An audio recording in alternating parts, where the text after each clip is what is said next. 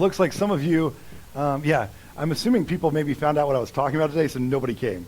And I don't blame them because, we're going to get into all that stuff that we just read. There's a lot to talk about. I remember when I was in, and again, if you have kids, you're welcome to send them back. We're working at it's already uncomfortable, right?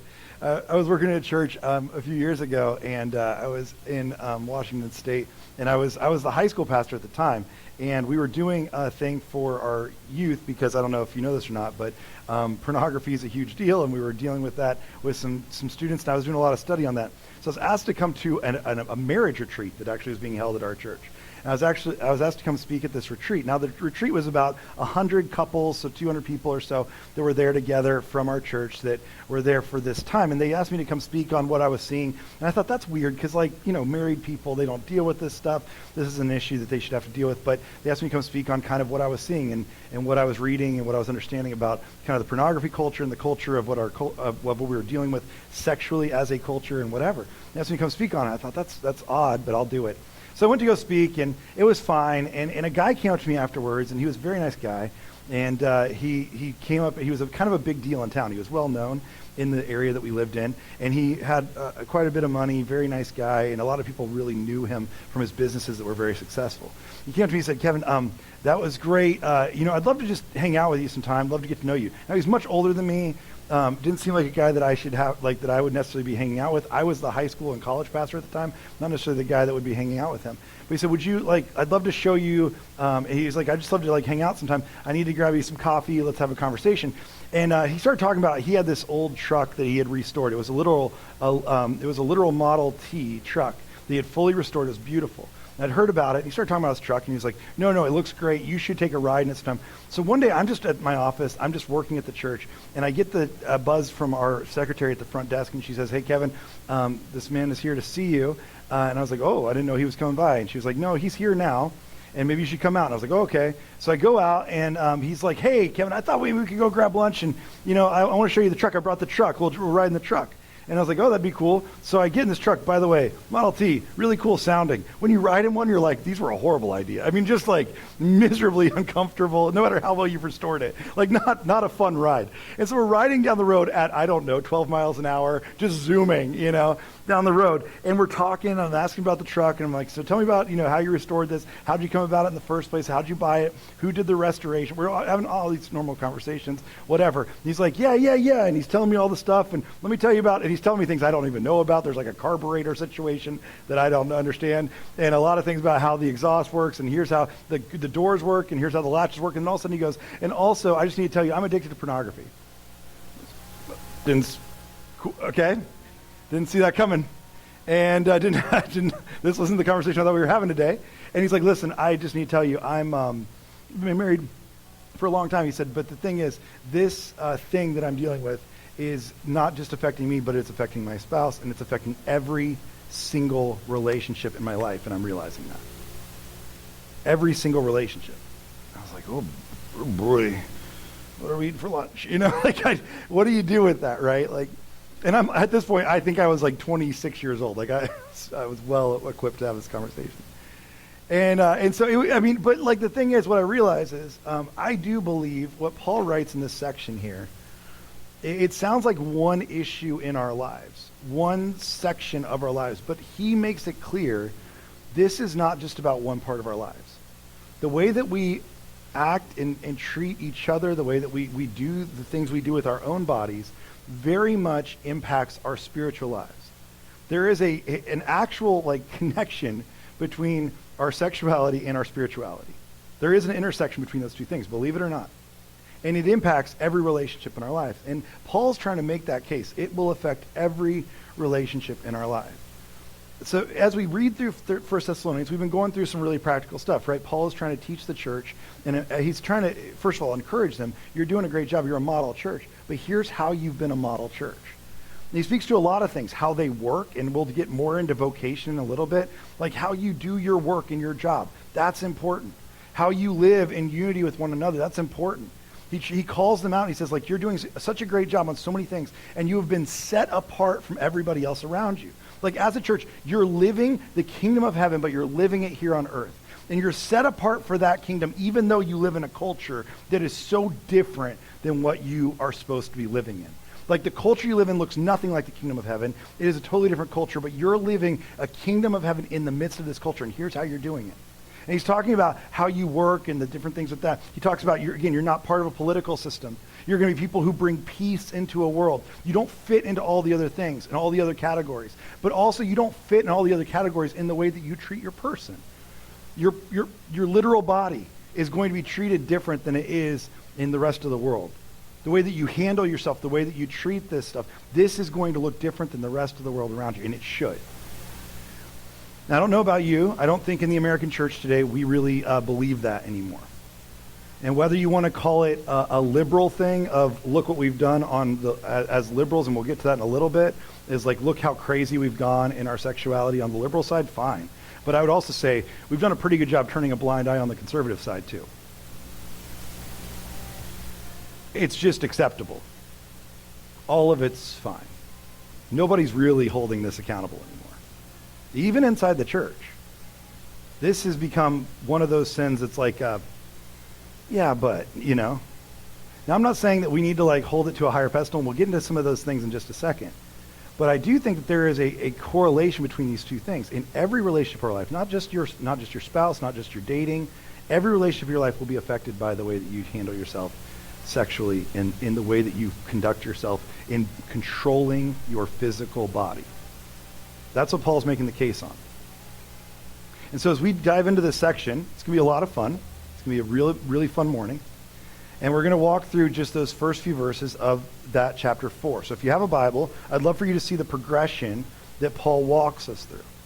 He walks us through all of this, and he's making this case that here's what matters, okay? So he starts off with kind of a thesis statement in chapter 4. First thing he tells us at the beginning of chapter 4, he doesn't just tell us how we're supposed to live politically or how we're supposed to live in peace with each other or what we're supposed to do with our person. What he sets up first is the purpose behind all of it. Here's the purpose he gives us. He says, as for other matters, brothers and sisters, we instructed you how to live in order to please God. That's the purpose behind all of this. Like, I know we all get into this sometimes and we feel like it's like, well, we've all heard the youth pastor talks on this. We've all been a part of the church when, like, you had the talks at church or whatever where somebody was going to talk about this in their own way, and you've heard the pastor, you've heard the youth pastor talk. And why do we do that? And it all feels like a lot of rules and a lot of regulation. Turns out that the whole goal here is to please God. That's where it starts. For many of us, I don't think that's our goal. I think we're like, I don't think that's where we live.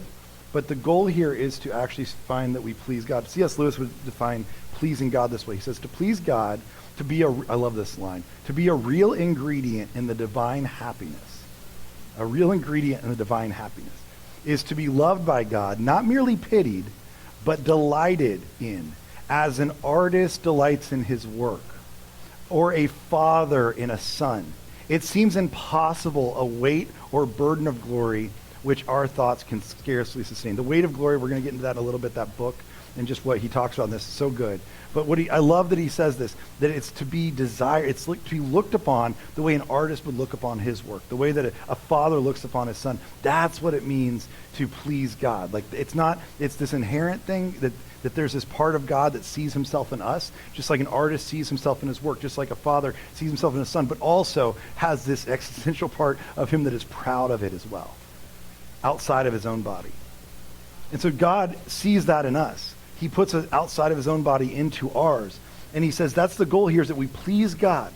In verse 1, he said, now we ask you to urge you even more in the Lord Jesus to do this more and more. Verse 2, for you know what instructions we gave you by the authority of the Lord Jesus. Remember, he's talking in instructions. He's saying, we gave you a template. Remember, Paul kind of talks about this a little bit where he says, like, that he puts himself in the position of like being a father to them, even a mother to them at times. He'll say, I can be, I'll be those things. You'll be a mentor, a pastor, again, a father figure. I can be your father figure. That kind of, he's like a George Michael type of person, apparently. Just put your tiny hand in mine, or whatever it might be. I can be a preacher, teacher. It's such a good song. Sorry.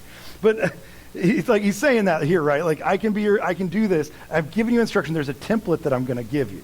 There's a little bit of a template that I want you to understand. What is the template that we would understand? In my opinion, the template that he seems to keep coming back to and the template that Jesus gives us is if we were looking for instruction, what's the instruction that we always look to? Jesus, when he was asked, what are the most important commandments?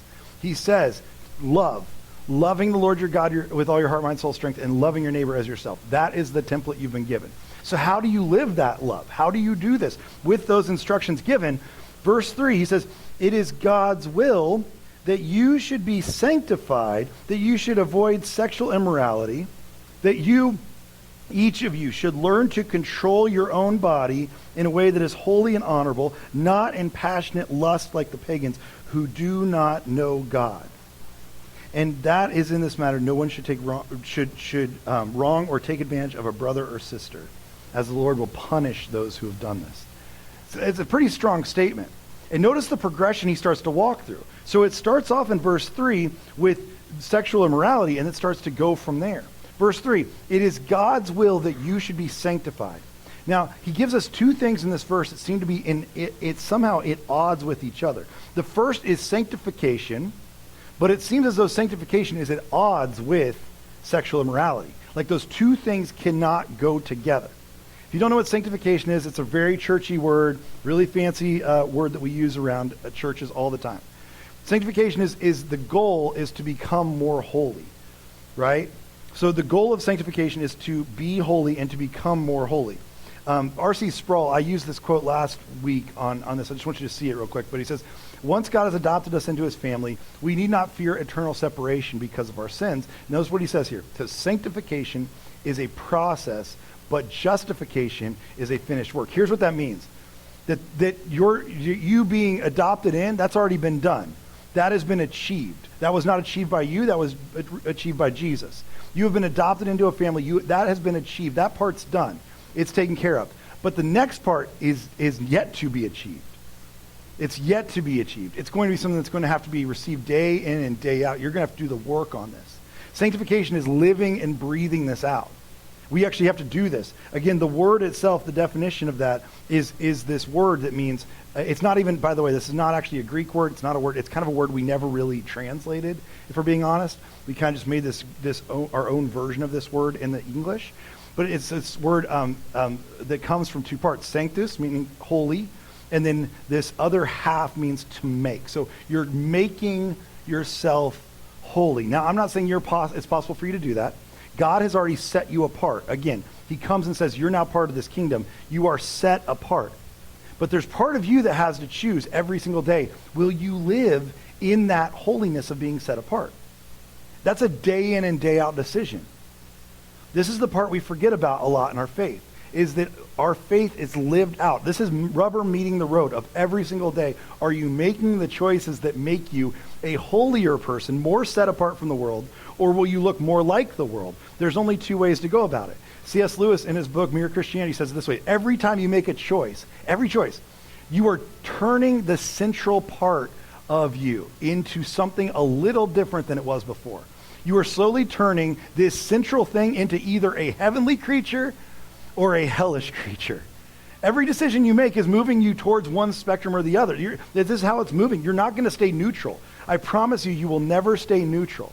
In your spiritual life, you are always moving towards the heavenly or towards, as he says, the hellish. You're moving towards one of those two things. Every decision you make, there is no neutral decision. Decisions are constantly moving us towards that. And that's what sanctification is saying that I understand that I have been set apart by God, and that has been received by me, but what will be achieved by me is the next part. What will I do with that? How will I live in this culture that is different than the way I live? How will I continue to be set apart in every decision I make? And Paul's saying this sanctification is extremely important. And the goal, just by the way, I grew up in a holiness movement. Like what the church here, what Restoration would be called, is it was once part of a movement called the Church of God. I'm not saying we're not super tight anymore, but the Church of God that I grew up in, it was known as a holiness movement because sanctification was the goal. The goal was not to get saved. If you know me at all, you know I hate that terminology, by the way. I hate it. I don't know if you've ever talked to somebody about this and they say, oh, I remember the day I got saved. Anybody have this conversation before? Like I got saved? or the day I got saved, or they got saved the other day. I remember my brother, he went to a church when we were in Daytona, and my dad was a pastor of a pretty large church there. And my brother went to another church one night, which was very rare for my family. Like, you only went to our church, you know what I mean? Because who knows what those other heathens are doing. And so he went to like some Baptist church, and I didn't think he'd fit in at all, because like our Bibles aren't nearly as big as the Baptists and stuff. And I was like, he's not gonna fit in. He went to a Baptist church one night, and of course, you might be shocked, there was an altar call. And it was for a youth group thing. There was an altar call. And my brother, they said at the end of it, they said, if you want to get closer to Jesus, would you raise your hand and pray this prayer? And so he did. He raised his hand. He prayed the prayer. And I remember it getting around town and literally coming back to my dad. Your son got saved at the Baptist church the other night. And he was like, wait, what? And it was like this big thing. Now, here's what's weird about it. My brother heard it differently than the Baptist folks or the people at this church said it. They said, if you want to get closer to Jesus, meaning like, do you want to get saved? Meaning it would be a past tense thing. My brother heard it, meaning, do I want to get closer to Jesus every single day? Yes, I'd like to do that. Do you see the difference? There's a difference between those two things. Many times we fall into the get saved camp, where it's like, well, I prayed the prayer, I raised my hand, I did the thing, I got saved. That is past tense terminology, that your salvation is in the past. And yes, it is with Jesus, but no, it's not with you. I believe that salvation is an ongoing process. Paul, in most of his letters, does not use the term got saved. He uses the term being saved. Being saved. That we are continually being saved. It's not just a one-time thing. It's an ongoing action, because our faith is not a one-time decision. It is an ongoing living out of this new kingdom reality that we're supposed to be part of. It doesn't just happen once. Sanctification is meant to be built this way. It's meant to be something that we live out over and over and over again. And that's what holiness is. Holiness is not a one-time event, but it's an ongoing action of us being set apart from the world, looking different than the world, being made holy over and over again by the decisions we made, the course we're on. And Paul seems to see that one of the biggest obstacles for us to become sanctified is for us to have sexual immorality. Like, he makes it clear in that verse. Verse 3, what does he say? He literally says, it's God's will that you should be sanctified. So what is the number one thing he says? What's the number one thing you should do? Avoid sexual immorality. It must be a pretty big deal here. That's the number one thing he says. And then he starts to go on a progression to get us through that. What he says is, when he says sexual immorality, the word there is a word that you've probably heard if you've been around church for a while. And it's a word, I'm going to just be clear with you up front. I believe this is also a clobber word. We've talked about this before. There are clobber passages in the Bible that are meant to especially hit the homosexual community really hard, that we've used to like clobber people over the head. This word has become one of those words, because it also, just so you know, I think there is a biblical meaning, but there's also a cultural meaning, okay? And here's what I mean by that.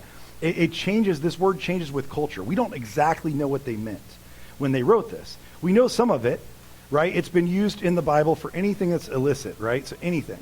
Number one is like adultery. You see that one show up a few different times where they use the word porneia for adultery. Again, you can find the word pornography from this word pretty quickly, right? Porneia, that's where it comes from. But like adultery, any fornication, which again, may be cultural, but that was sex outside of marriage, obviously. Like, that's kind of what I was talking about, outside of the marriage vows.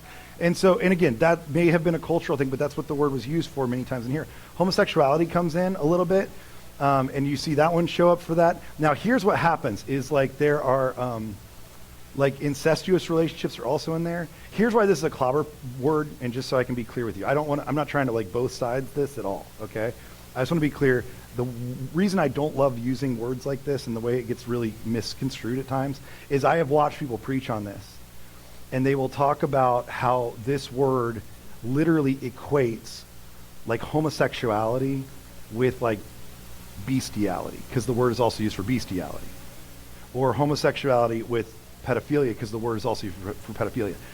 And you and I both know, I don't think that's hard to make the case that those are not the same thing. But I've seen it in the church where people have used this as a clobber passage to say, well, these are obviously the same thing. I think we can all agree there's probably some room between one and the other, right? Okay? So I'm just trying to give you a common sense version of this. Even the last version of that, by the way, if you go back to that definition, the number 5 thing that's used for in the Bible is intercourse with a divorced person. Would our culture say that that is what you'd call porneia? Again, that's why you can say it's also a little bit cultural, right? Does that make sense? So I'm trying to just get, I'm not trying to like be a politician about this word. I just think that there's more to understand about this word than what sometimes is brought up. So when you hear this one and whatever, it can be a little bit different. Because in our culture, divorced person, that we would not consider that something outside of what we would consider acceptable, right? But for this, it's clearly something that they see as any kind of outside of one man, one woman, that type of a relationship. And he says any sexual immorality would show up here, any of it. Now, I don't know about you. I think that one of the reasons Paul brings this up is because right off the bat, what we know is that this was a highly sexualized culture. The culture that they were living in was highly sexualized. If you don't know the early Greek culture, especially Thessalonica, there were many times where, as a Greek, your responsibility, if you were a follower of the Greek gods, your responsibility was to go and have sex with a temple prostitute in their temples. Like, that was a normal thing. That wasn't abstract. That wasn't weird. That was a normal part of following the Greek gods. It was a highly sexualized culture. I know you can't imagine what it's like to live in a highly sexualized culture. I know you have no idea. Because I know that you've never like turned on, a movie or a show and been like 3 minutes in and be like, whoa, who spiked this show? You know what I'm saying? Like, immediately. It's the first thing we do, right? It has to be in there. It has to be in everything we do. Every conversation we have. I mean, there are so many conversations. If you go back and just watch like, oh my goodness, I remember when I was younger, we would watch like Friends, or whatever. You go back and watch Friends now and you're like, what? Was there any conversation that wasn't about sex? Like, that's all it was. It was just a show about talking about sex. It was wild. I mean, like, this is like a highly popular part of our culture. It's also what we know about people. If we're being honest, it has become more than just a piece of who we are, or more than just a little bit of what we do. It has become a complete identity issue, hasn't it? Like, sex is an identity issue now. We know more about your sexuality right off the bat, from whether it's your signature line to saying he, him, or about what you are sexually, how you identify sexually, than we've ever known. It's a highly important part of not just our culture and not just what you do, but it's become who you are. And we could talk about that for days. I think there's fascinating stuff behind that goes all the way back to Freud and some Freudian stuff where he's writing about that. But Carl Trueman, who wrote a book called Rise and Triumph of the Modern Self. And I'd highly recommend the book, although I will warn you, I think it's about 1,400 pages. It takes a minute to get through. But it's a great book. He says this: the sexual revolution is not just a series of changes in sexual behavior, but a shift in what it means to be human. Like, this sexual revolution became so identified within us that it became part of us. Like, this is no longer just what you do, it is who you are. And we've become a highly sexualized culture to the place that I think it's actually taken an outsized version of who we are. And while we think that that's okay, while we kind of become desensitized to that, Paul's writing to people that are in the same boat, and he's trying to warn them, there's more to this than you think. This isn't just about one part of you. This will affect everything about you. Because look what he says in verses 4 through 6. This is where he goes. The next thing he says, that each of you should learn to control your own body. Okay? So verse 4, he says that each of you should learn to control your own body.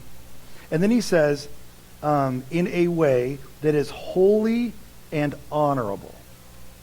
So he goes beyond just sexual immorality, right? It moves to a very strict thing here where it's not just that, but now it's about controlling your body in a way that is holy, again, it's set apart, it's sanctified, and it's honorable. Not in passionate lust like the pagans. Again, talking about those Greek temples all around. Saying you're not going to act like they do. You have to act differently within this culture. This is going to look different. They do not know God. And in this matter, no one should wrong or take advantage of a brother or sister. Okay, so you see the slide that's happening here.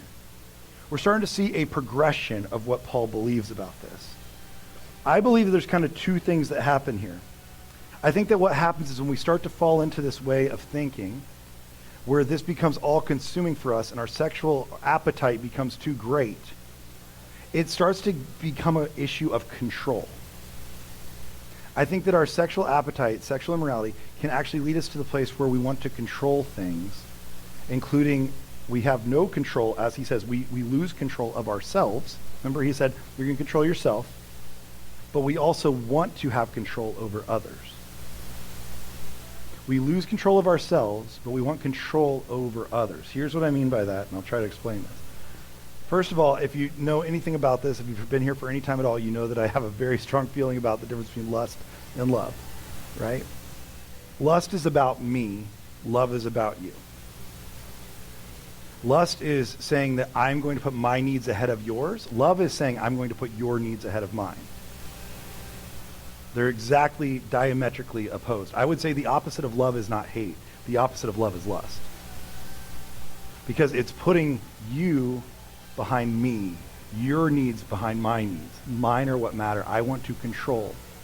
And so everything becomes about control, but I lose control of myself because I now think that I am the most important person in this. Look at what Paul writes. Remember, this is his first letter, his first Thessalonians, but in 1 Corinthians, remember this famous passage? You've heard it at every wedding you've ever been to. Love is patient. Love is kind. It does not envy. It does not boast. It is not proud. What does that mean? If it's not proud, if it's not boasting, then it's clearly not about me. He goes on to say, it does not dishonor others.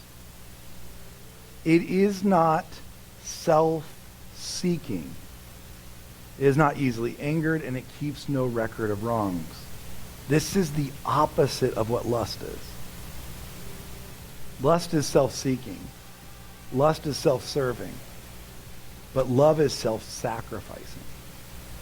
That's what love is. The purest form of love is self-sacrificing. He's saying that I think that we start to want to control other people. I mean, and we want to have this. I think we start to do that over and over again. One ancient writer in the this was in the 2nd century A.D., Alexander of Clement was one of the church fathers. He wrote this: love in its highest form seeks the good of the beloved even over one's own pleasure. Lust, in contrast, seeks pleasure at the expense of the beloved's good.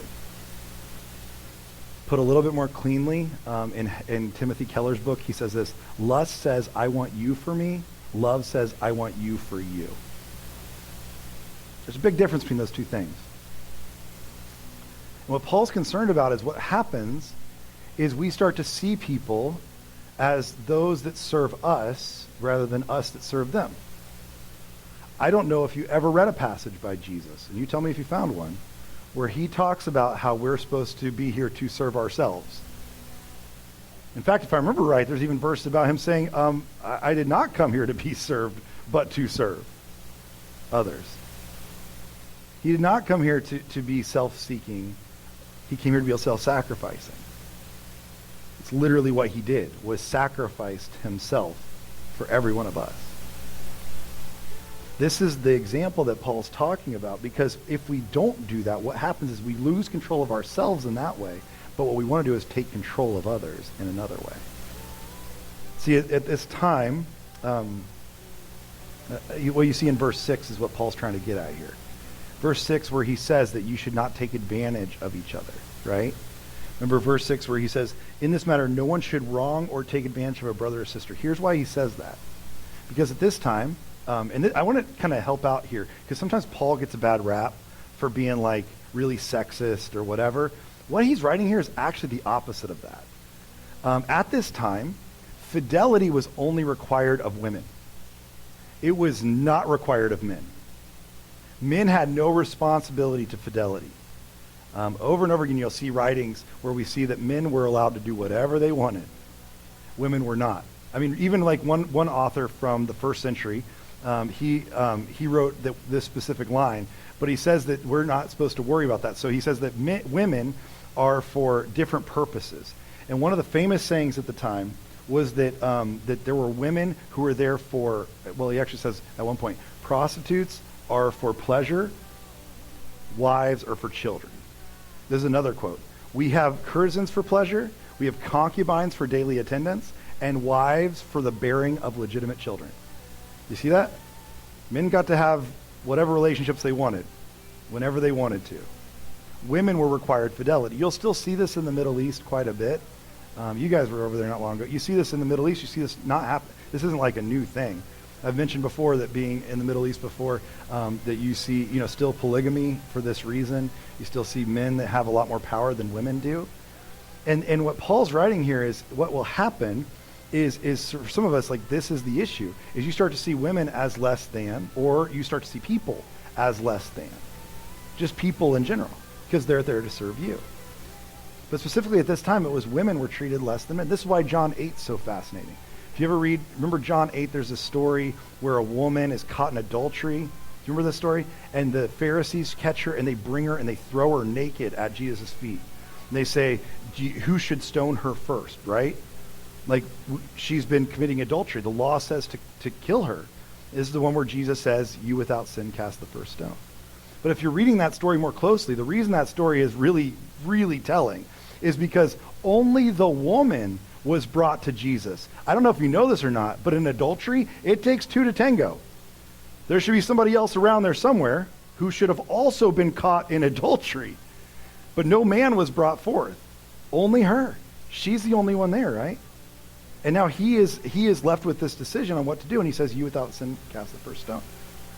But it's because men were not held to any kind of standard at all. They were allowed to be above or better than, and what they were allowed to do is objectify everyone else around them. This is what happens, and I believe this happens.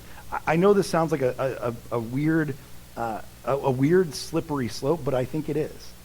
This is why Paul says that your sanctification and sexual identity or in immorality will never be able to be compatible if you have immorality in your sex life. And here's why. Is because you're going to treat people as objects. You're going to learn that they are here just to serve you, and you're going to start to treat them that way around all the way through these relationships. Notice the slope he leads us on. But it starts with sexual immorality, but then it goes to, and then that you would be able to control yourself. And when you can't control yourself, what do you do next? You start to take advantage of other people. And I don't think it's just sexually. I'm not just saying that. I think this seeps into other parts of our relational being. You can objectify people in other ways, right? You can objectify people for social status, like people that you want to be around because they're in the right circles, people you want to hang out with because they're cool and they have the things and whatever. You can objectify people for that. They're not your friend. They're not a person you care about, but they are a platform for you. They're not a person. They're a platform. And you start to see them that way. I think we can also do this with people that are economically, like, right, if you have people that you want their money or you want their stuff or you want to be around that stuff, it's very easy to want to objectify somebody that way and see them as just a one-dimensional human who can only just give you the stuff you want them to give you. And you can objectify them in this way as well. And the problem becomes that you see them not as a means to an end, but you see the money as you start to see them as a means to an end. You see them as a means to an end. Like, this person is not a person. They're just a means to get the things I want. Instead of realizing that the person is the end game. Right? Like, I don't know if you know this. Jesus didn't come here and say, you know what you should do is make a lot of friends so you can get their stuff. You should love people. I want you to love the Lord your God with all your heart, mind, soul, strength, and love your neighbor as yourself so you can get their stuff. Get what they can offer you. No, you love your neighbor as yourself. They are the end game. Not what you can get from them is the end game. This is the slippery slope that Paul lays out for us. This trajectory is pretty terrifying if you think about it. And this is why even God himself has a hard time with some of this. This is why I believe God says he does not want us to ever make him into a graven image. Remember this commandment? You shall have no graven images, which is a weird commandment if you think about it. This is why. Is because what you can do if you make a graven image of a God, you now can control that God instead of that God controlling you. Right? Because you can see it and now you can manipulate it. You can control it. And most people believe this is why God said, I don't want you to have a graven image of me. I don't want to be a God that you think you can control. But instead, God does something way cooler than that. And God says, but I did make an image of myself. I do have an image of myself. And you know what that image is? It's not some stone carving of me. It's not some wood that you carved up. That's not what the graven image is. In fact, instead he makes what we would call the imago Dei, but he makes his image and he makes it into something else. The word image in the in the Bible, in the Greek, or in the Hebrew, I'm sorry, is the word kavod, right? So we've talked about this before, kavod. It's the word for image, but it also is the word for weight. And that word kavod is used when God talks about making something in his image. You shall have no kavods of me. He says that. You shall have no graven images of me. And it's this word that means image. It also means weight. It means like actual physical weight. Again, the word, I've mentioned it before, but the word is also used, kavod is also used in Judges. I think it's in 3, verse 17, somewhere around there. There's a passage where it says Ehud was a guy who was very fat. Like, that's literally what it says in the Bible. He was a very large man. And somebody stabbed him, and it says that he was so kavod, he was so heavy, is what it means, is that the fat literally covered over the knife, and nobody knew how he died because the knife was under the fat. It's a really cool story. You should read it. The Bible's a blast, guys. There's a lot of weird stuff going on in there. And that's what happens in the story. Meaning he was so heavy, there was so much weight. He was a kavod. He had so much kavod. So it actually means like physical weight. This is where we get the word, by the way, matter. Like matter, physical matter. When you say, does something matter to you? Why do we use the word matter? It's this exact word. Because it means like it has weight to me. Yes, it has matter, and the matter is weight, but it also has weight in my life. Like it matters, right? Like what's that country song about? When we don't talk, when we don't touch, when it doesn't feel like we're even in love, it matters to me. Remember that one? That's a great song. Like it matters. It matters. That's where we get the word matter, this weight that happens. And God says there's this weight, this image that I'm putting on, and I want you to see the image, but guess what? The image that you think that you can control, the image that you think that you want to have of me is different than what you'd expect. And what he says, actually it happens in Genesis chapter 1, when it says, then God said, let us make mankind in our, what? Kavod. In our image. And in our likeness. Notice first of all that he says our. This should be God talking to himself. But remember that God is in a trinity, which means that God is in relationship with himself. He's in a relationship. He says, our image, our likeness. So they can rule over the fish in the sea and the birds in the sky and the livestock on the ground and all the wild animals and the creatures everywhere. So God created mankind in his own kavod. That's what he did. He decided to. In his own kavod. In the kavod of God, he created them, male and female. He created them. So the image of God is us. And when we see each other as just an object that can be taken advantage of, when we see other people as just objects to ourselves, we have lowered them from the image of God to being a graven image. We have taken away the imago Dei, the glory of God, the image of God that he has put within each one of us, and we have made them less than. And now they're just graven images that we can control. Objects that serve us instead of people that we serve. It's much less than what we expected. And Paul starts to lay all this out in this kavod. This is why this image of God, the way that you see other people, this is why this matters so much. I mean, C.S. Lewis says it this way. I love what he says. He says, you've never met an ordinary person. He says this in The Weight of Glory, his book, The Weight of Glory. He says, you've never met an ordinary person. He says, next to the blessed sacrament itself, your neighbor is the holiest object present to your senses. The holiest object is your neighbor because they are the image of God. They're right there. He says, you've never met an ordinary person. Now, I don't know about you. This might feel like a lot. It's a lot to take in. And sometimes you wonder, how do we get here? Like, how do you see this progression start? And I don't know about you, but like, as Paul lays out this progression of sexual immorality, it sounds so simple, and then you start to see all the ways that it has tentacles into other parts of our lives. And this trickle effect of like, not just sexual immorality, but it's going to become how I control my body, which is going to affect how I take advantage of other people. It doesn't start there. We don't start there. Our culture doesn't start there. We just start with the fact that sex is kind of everywhere and it's just kind of part of our day-to-day. It's just what it is, right? I mean, I don't know about you. I remember when I was a kid, and I was with some friends. They had a big farm, and we were we went out to one of their the stables, I guess you'd call it. I don't know, it was a barn or whatever. And we went out by the stables, and we were, I don't know, maybe 12, 13 years old. We go out to the stables, and we're sitting on these hay bales, and suddenly I watch my friends as they look around, right? And suddenly they reach under the hay bales, and they pull out these magazines. You know what I'm talking about? Somehow, there was an age I think most young men, you probably had an age or a time in your life where there was just like a forest or like just some woods where there was always a magazine or something, like, you know what I mean? Like, you were just out there, whatever.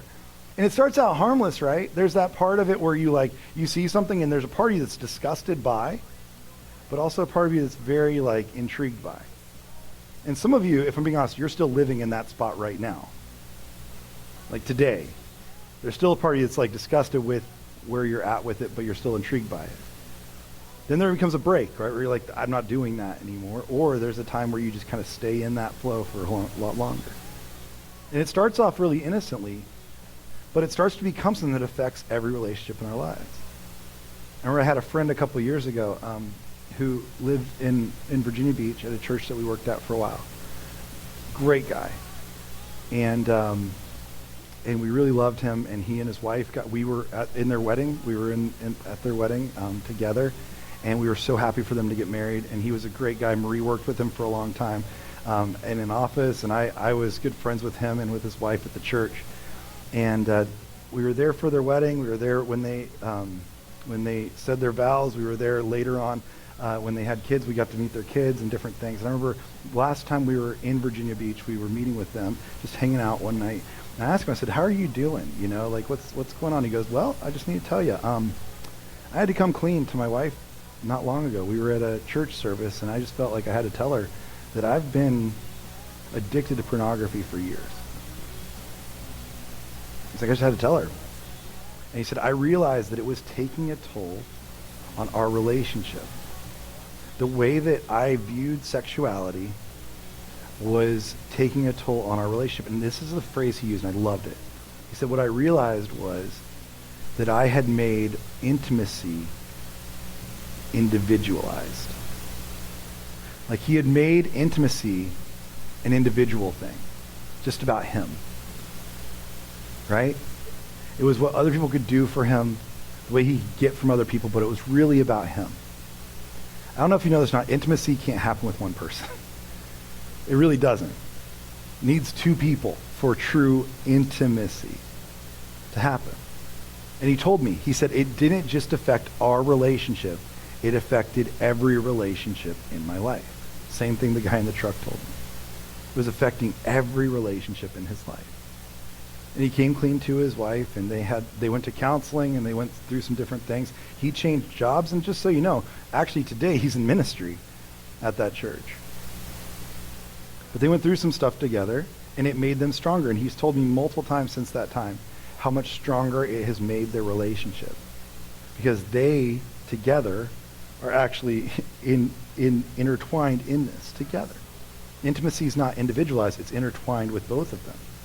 This is why in Genesis 2 we see that line, right, where it says that God, as he makes man and woman, it says that man says, this is now bone of my bone and flesh of my flesh. She shall be called woman, for she was taken out of man. And then it says, this is why a man leaves his father and mother and is united to his wife, and they become one flesh. That's what intimacy is. It's the two becoming one. It's two people who are both involved in that.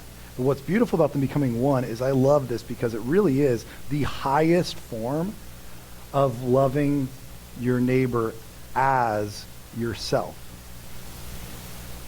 Because when you're one flesh, you're just as concerned about the you as you are about the other, right? I love my neighbor as much as I love myself. This is the highest form of loving your neighbor as yourself, is you're one flesh. You're in this together completely. And you're going to love them as you love yourself. You're going to be in this for them as much as you're in this for yourself. You're going to be just as concerned about them as you're concerned about yourself, which is the opposite of objectification. It's the opposite of trying to control another person. It's the opposite of lust. That's what love is. For many of us, like, this becomes a hard thing for us to understand. And again, I want to go back to the goal of it. The goal of this whole thing is not just to have another rule to follow. That's what happens, I think, a lot in the church. What's interesting is Paul tells us this is, in verse 1, he said, this is how you please God. This is how you please God, this sanctification, and not giving into sexual immorality, which will lead down this slope of things. This is how you please God. That was his goal here. Now, I don't know about you, that might sound like a terrible goal, because we're in a culture that has been taught over and over again, we don't need to please anybody but ourselves. And that might be true. Maybe you're at a place in your life where you're like, no, I want to do this the way I want to do this because I want to please myself. And maybe that works for you. I don't know. I would ask you the question. I think most of us have been in our lives this long just trying to please ourselves. How's that working for you? Like, really, is it going pretty well? Do you feel like everything's going pretty great by trying to please yourself? I would say look at our, nation, look at our culture, a culture built on trying to please ourselves. Has that been working? Are we happier than we've ever been? Things going really well for everybody? Have we reached the utopia we expected it to be? And we can go down a whole nother path of why I think that's an issue, and we're not going to have to spend time on that right now. But I do think that we've been taught in a liberal culture that we are supposed to liberate ourselves and we're supposed to please ourselves above everybody else.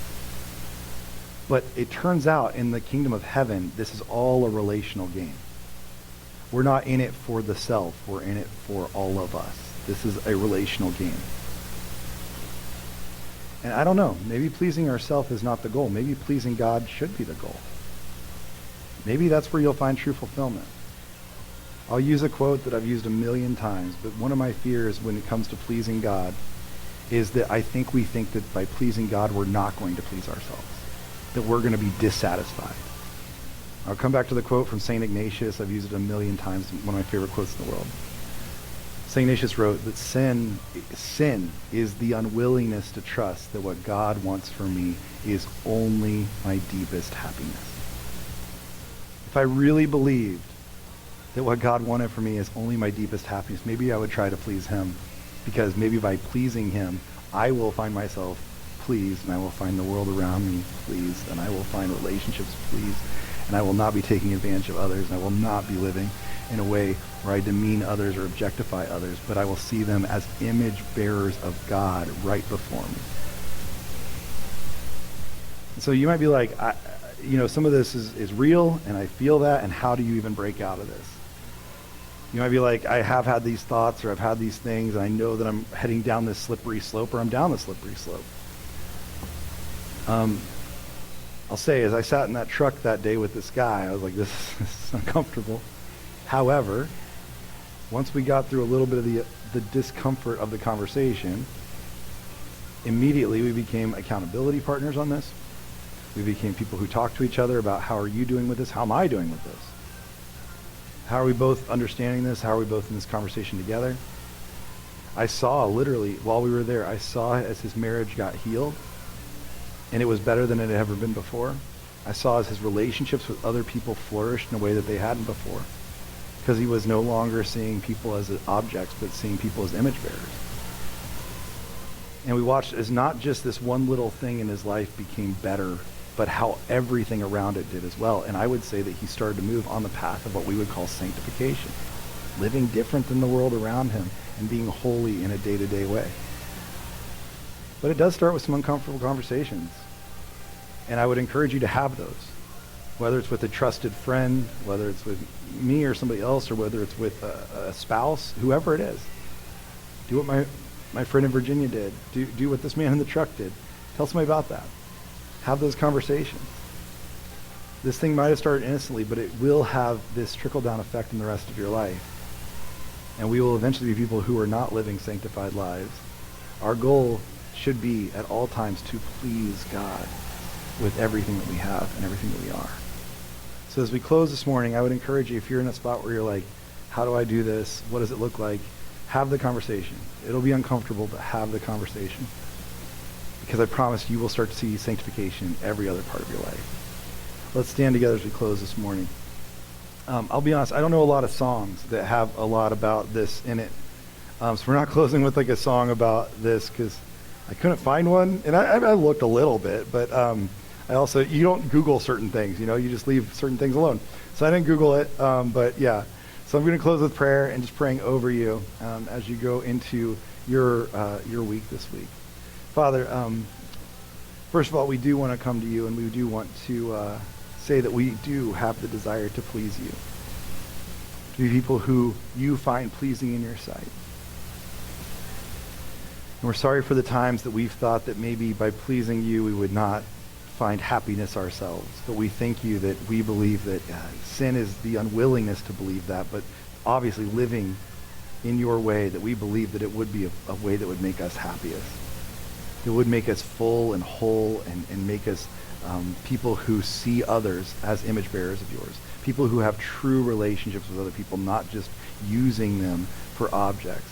I pray that we would be people that as we go into work weeks, we go into our homes, as we go into our schools, as we go to places that we do the things that we do, that we would be people who bring true relationships into those places, that we would love the Lord our God with all our heart, mind, soul, strength, but also love our neighbors as ourselves in all of these different ways.